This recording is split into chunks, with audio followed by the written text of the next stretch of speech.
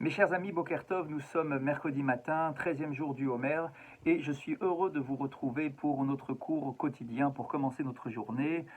Comme d'habitude, je voudrais que notre cours soit fait pour la Refoua Shelema de Yoel ben Mesoda Atia, Chaim Edgar Marlouf ben Atou Ada, Yaakov ben Mesoda, Leana bat Lea, Eliyahu ben Salcha Levi, Céline Rachel bat Janin Chana, Esther bat Baya, Raphaël ben Chana, Yom Tov ben Chaya, Marlouf ben Yona, Uriel ben Yvon Chaya Amar, Binyamin ben Yitzhak, Mesoda bat Bela, Mesoda bat Juliette Sarfati, Shimon ben Marlouf, Doura bat Aziza, Eliaou ben Doli Zouira, Avraham ben Mesodi Aferiat, Yehuda ben Avraham Narboni, Shimon ben Avigael, Yaakov ben Shelomo Asaraf, Dorit Dvora bat Edith, Yosef ben Aisha, David ben Eli, Chanita bat Zaiza, David ben Rachma, Solika bat Alia Meloul, Mesodi bat Solika Toledano, Dina bat Esther, Shlomo ben Esther, Kamikamuna Azule bat Mari, Moshe ben Mordechai, Raphaël ben Chana, Evin bat Rivka, Myriam bat Chaya, Pinchas ben Chai, Baruch Koskas, Denise bat Olga, Yaou ben Marcel Maïssa, David ben Zora Wanunu, Avraham ben Sultana ben Amou et son épouse Mesoda, Dora Tamar bat Madeleine, Michael Dadoun, Shimon ben Saada, Chana bat Alia, Yael Chaya bat Fani, Esther bat Rachel Goueta bet Zibi, Shlomo Serge Moshe Tibi, Maurice Menaché, Jacqueline Esther, Yael bat Rivka, Esther bat Shifra, Dov ben Esther, Shlomo ben Myriam, Yoel ben Mesoda, le Dayan Yeriateboul, Saadia ben Esther, Eliaou ben Zachat, Thierry Shlomo ben Liliane Fortuné, Rachma Ruth bat Luzet Esther, David ben Chana, Laurent Korchia, Yehuda ben Simon, Chaim Dov ben Victoria, Shalom Chaim, ben Myriam, que l'on apprenne, si Dieu veut, de bonnes nouvelles pour tous ces malades. Et je voudrais également dédier notre cours pour l'élévation de l'âme de Nissim ben Laetitia Azogi, Chaim Yaakov ben Esther Lydia Isti, Shalom ben Yehuda Ganem, Meir Chai ben Abraham Cohen, Zora Georges bat Esther, Félix Adani ben Emma Simcha, Yosef ben Chana Flak, Marcel Mesrod ben Simi, Zouira Rose bat Simcha, Yehuda ben Benina, Eli ben Chana ben Shimon, Yosef ben Shalom, Aaron ben Solika, Nina bat Kati Masia Rebet Politi, Léa Rivka bat Rachel, Henri Aaron ben Raphaël Matatia, Chai Victor ben Yakuta, Roger Chai Barou ben Abraham Koskas, Yehuda bar Alia, Abraham ben David ve Esther, Pinchas ben Shemuel a Cohen, Mesrod ben Mimoun veJoar, Yitzhak Cohen ben Rachel, Rav Reuven Mesrod ben Esther Hamou, Yosef ben Esther Tobol, Mordechai ben Chana Asoulin, Claudine Hamsa, Michal bat Simcha, Arlet bat Lea Samama, Yolan Nejma Alimi, Shlomo ben David Aseraf, Shalom ben Yosef, Yitzhak ben Lezer, André Allegria bat Julia Biton, Ari Henri Chaim ben Simcha Perez, Simon Perez, Rivka bat Elise, Eliaou ben Marlouf Cohen Saban, Simi bat Sete, Sarah Rosette bat Donna, Myriam bat Alia et Rabbi Eliaou Lashka. Que donc ce cours et ces paroles de Torah aillent pour l'élévation de toutes ces Neshamot. Je vous propose ce matin un enseignement qui est tiré de l'Agmara de Brachot, à la page 28. Bechahen Rabban Gamliel Kenasi. Il y a une époque où au sein du peuple d'Israël, le chef religieux du peuple, le Nassi, ce que nous appelons le Nassi, s'appelait Rabban Gamliel. Ora livror et talmidim abaim le Bet Amidrash. C'était lui qui était donc le chef religieux. Concrètement, c'est lui qui tenait le Bet Amidrash, c'est-à-dire le lieu d'étude de son époque. Il était le roche Bet Amidrash, il était à la tête du Bet Amidrash, c'était le maître, il y en avait énormément en même temps, mais c'était le maître de référence du Bet Amidrash, le directeur, on va dire, de la yeshiva, et il avait une politique assez sévère sur la sélection de ses élèves. C'est un débat que l'on pourrait avoir encore aujourd'hui. Comment faire pour choisir nos élèves lorsque l'on a une école juive, lorsqu'on a une yeshiva, lorsque l'on a un Bet Amidrash? La sélection est un sujet en soi. Qui on laisse rentrer au Bet Amidrash, qui on ne laisse pas rentrer au Bet Amidrash, qui est-ce qu'on accepte comme élève de la yeshiva, qui est-ce qu'on refuse, qui est-ce que l'on prend, qui est-ce que l'on ne prend pas dans une école juive ou dans une autre institution éducative de ce genre. C'est déjà un débat à l'époque de la Gemara. Et lui, en tout cas, Rabban Gamliel avait une politique très ferme sur le sujet. Il voulait une sélection sévère à l'entrée du Bet Amidrash, où l'achnis rak et mi chez Toho Kebaro. Et il a émis une condition à réaliser, à respecter, pour pouvoir être et faire partie de ses élèves.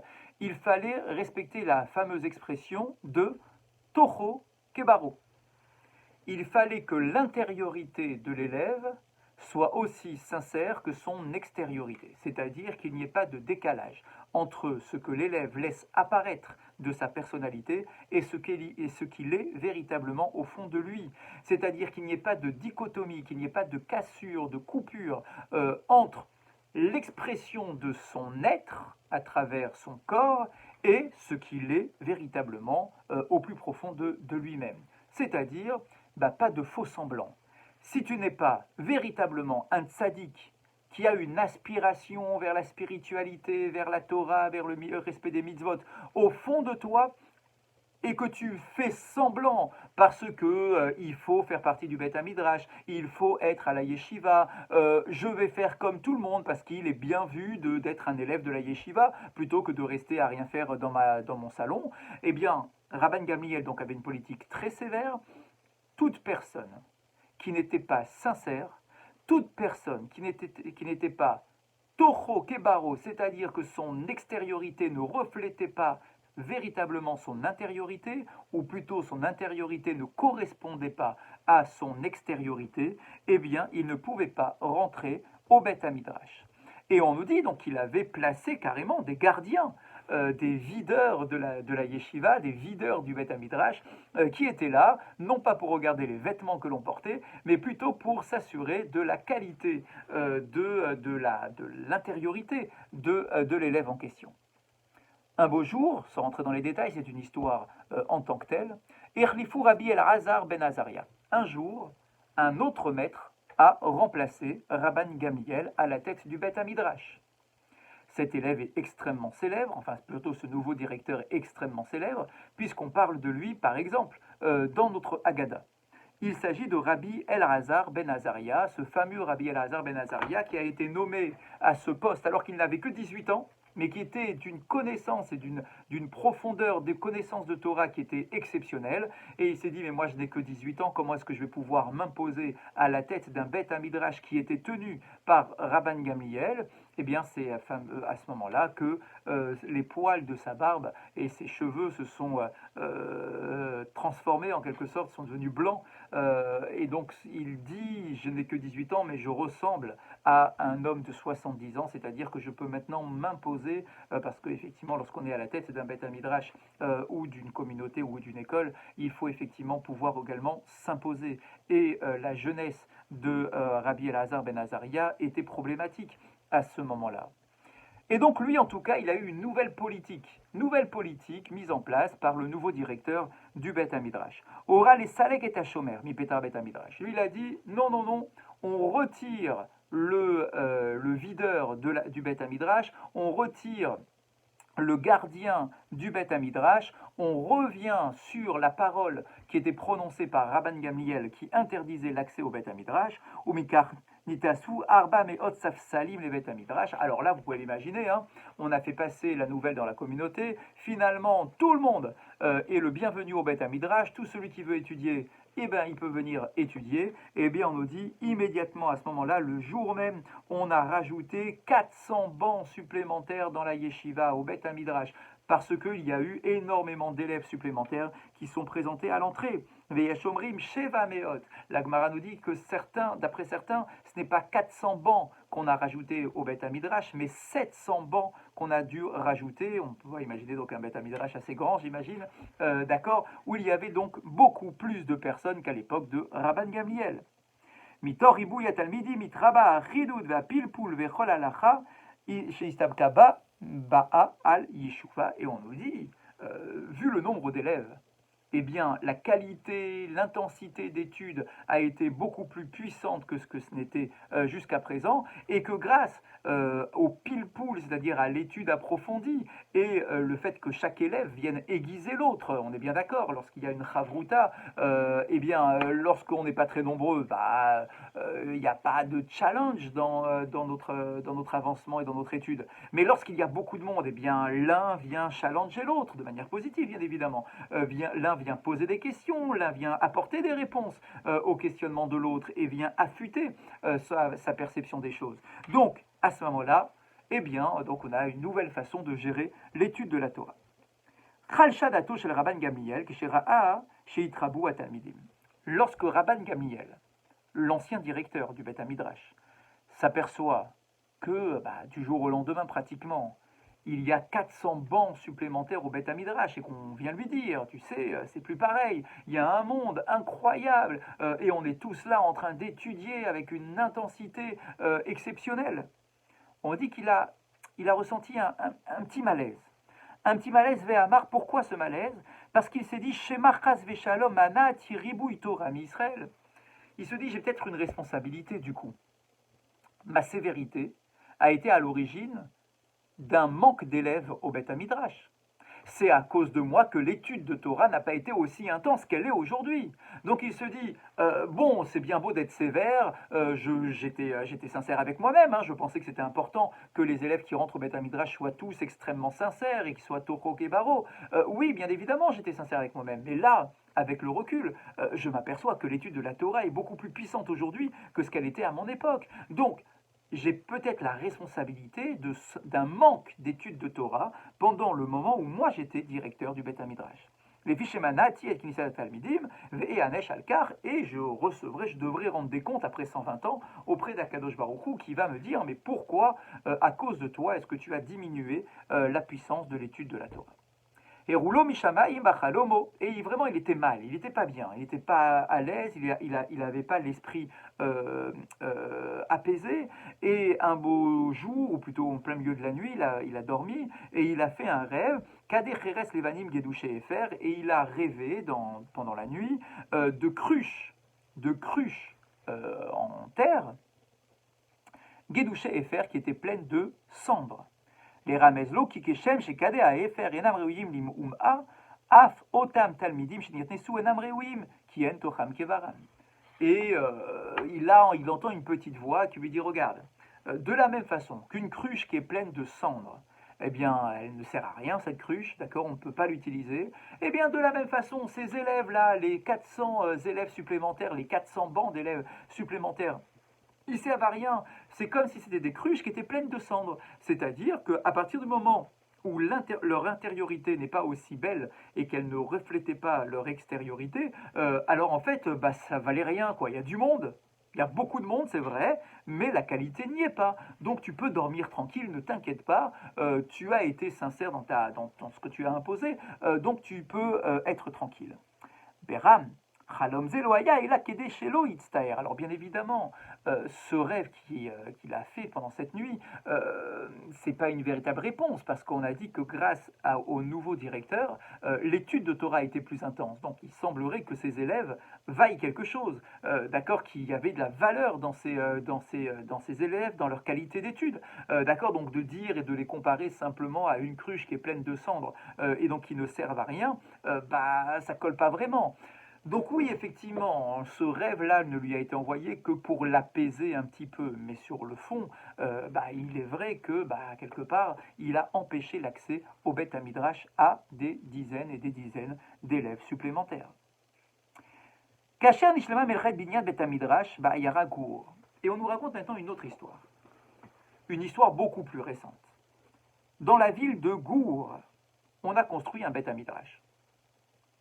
Nernach Abinyan Besimcha Rabba, alors comme vous pouvez l'imaginer, quand un Beth Midrash est inauguré, c'est un peu comme une nouvelle communauté, un nouveau lieu de culte, une nouvelle synagogue. Donc on a inauguré ce lieu avec beaucoup de joie, beaucoup de fêtes, avec beaucoup de rabbanim. Et le Admour de l'époque, qui est le Chidouché Harim, un très grand Admour, eh bien, lorsqu'il est rentré la première fois à l'intérieur de ce Beth Midrash, et Fikou Panav Gil Ve'orav et Da'ato Haïta Meromemet, eh bien, il était heureux. Pourquoi? Parce que comme tout rabbanim, lorsqu'il y a un nouveau lieu d'étude de Torah qui s'ouvre quelque part, eh bien on est heureux. On est heureux pourquoi? Eh bien parce que l'étude de la Torah sera encore plus intense grâce à cette nouvelle yeshiva ou à ce nouveau Beth Midrash.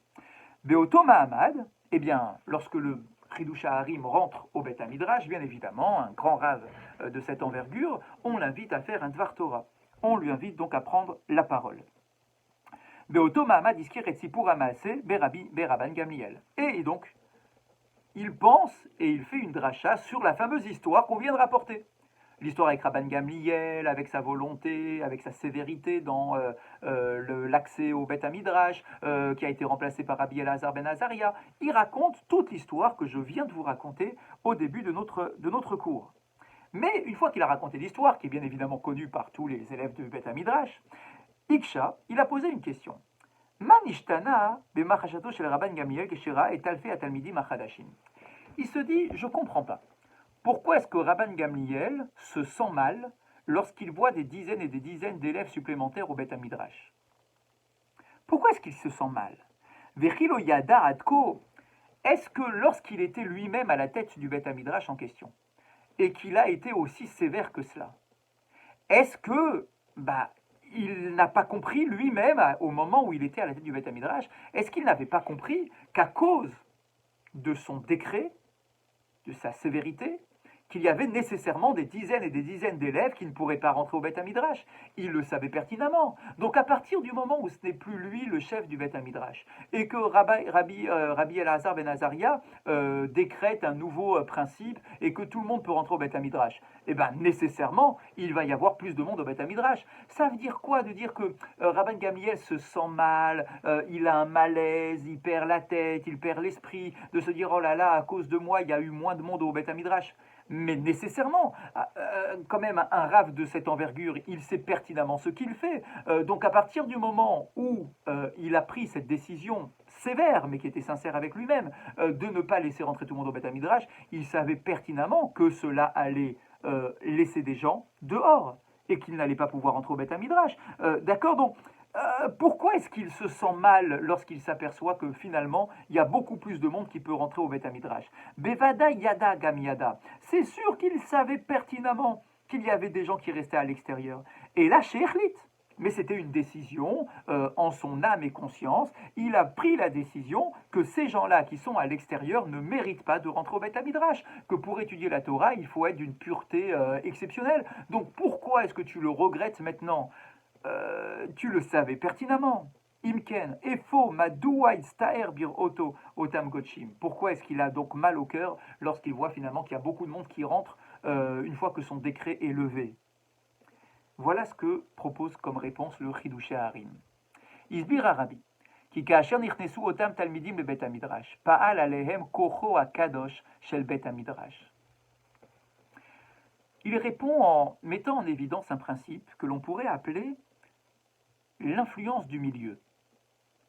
L'influence du milieu, c'est-à-dire qu'à partir du moment où ces gens, tous ces gens qui étaient restés à l'extérieur, vont rentrer au Beth Midrash, ça veut dire que ces personnes-là, a priori, étaient des personnes qui ne pouvaient pas y rentrer jusqu'à présent, parce que leur intériorité n'était pas aussi belle que leur extériorité. C'est ce qu'on a expliqué au début. Bien. Mais Rabban Gamliel n'avait pas pensé à un point en particulier.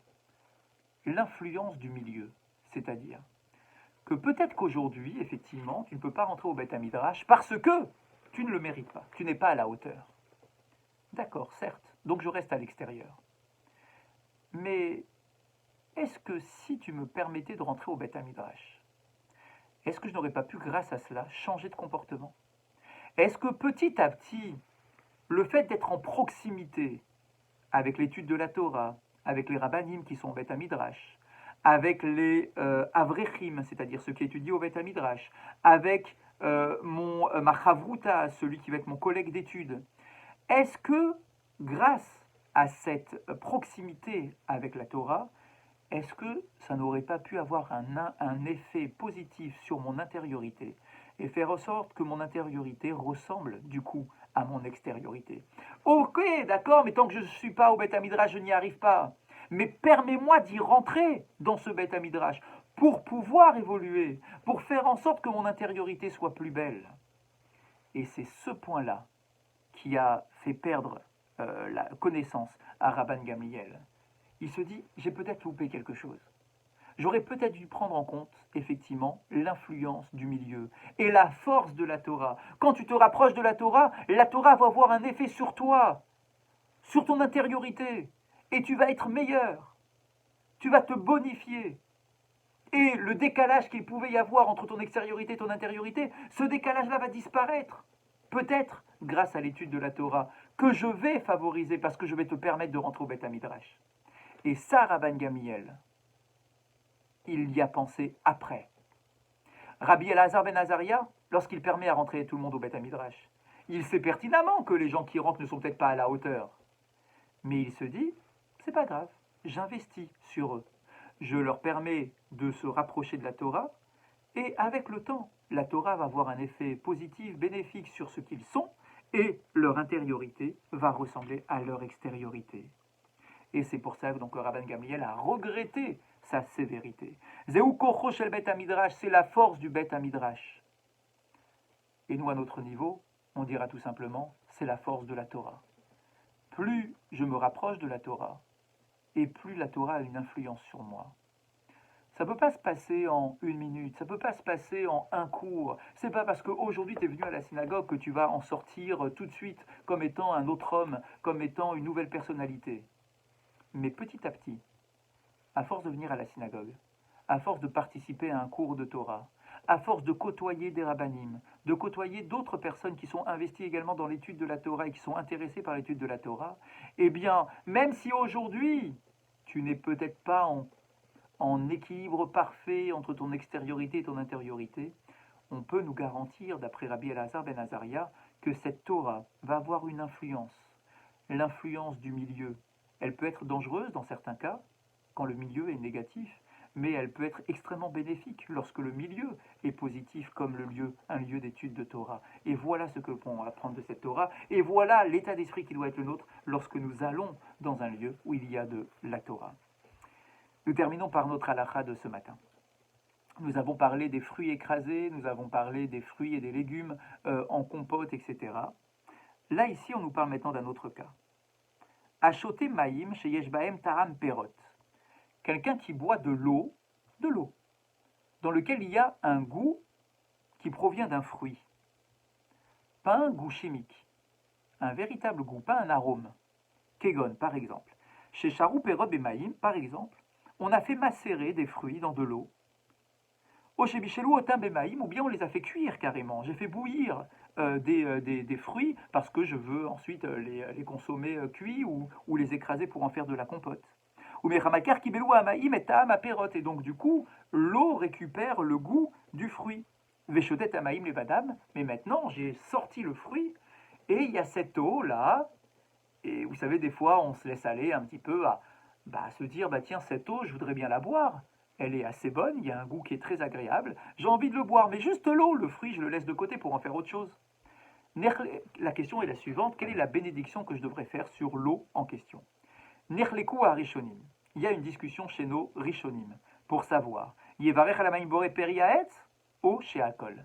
Est-ce que je dois faire la bracha de boré peri haetz sur l'eau en question? Parce que finalement, en buvant l'eau, je consomme le fruit, en tout cas ce qui provient du fruit, et ce fruit-là vient d'un arbre. Donc du coup, je devrais faire la baracha de Boré Peri Haetz, ou bien plutôt, je reste sur du Sheakol, parce que ça reste de l'eau. À Shulchan Aruch Pasak, le Shulchan Aruch écrit et tranche sur le sujet. Que celui qui boit l'eau en question doit se contenter de la bracha de Sheakol. Mais il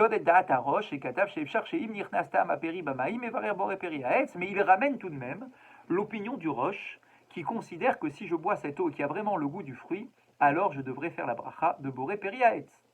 Kadvu acharonim la halacha, comment est-ce qu'on fait pour trancher la halacha sur un Shulchan Aruch qui ramène finalement une deuxième opinion? Les chatrila yevarech alamaim elu sheakol yamidvaro.